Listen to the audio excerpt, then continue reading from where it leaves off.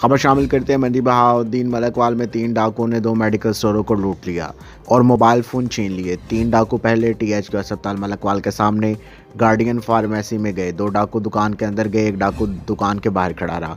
डाकुओं ने gun point पर दुकान से 10,000 नकदी, मोबाइल फ़ोन और मेडिकल स्टोर से चौकीदार की पंप एक्शन गन लूट कर फरार हो गए। चौकीदार वकुआ के वक्त खाना खाने गया हुआ था। कुआ की CCTV फुटेज जिसमें डाकू वारदात करते दिखाई दे रहे हैं। इस वकुआ से आधे घंटे बाद रुकन रोड पर वाक़ एहसन मेडिकल स्टोर पर डकैती की वारदात में डाकू 35,000 रुपये नकदी लूट कर फरार हो गए। इस्लात के मुताबिक मलकवाल में 3 डाकुओं ने 2 मेडिकल स्टोर पर डकैती की वारदात करके 45,000 नकदी और मोबाइल फ़ोन छीन लिए।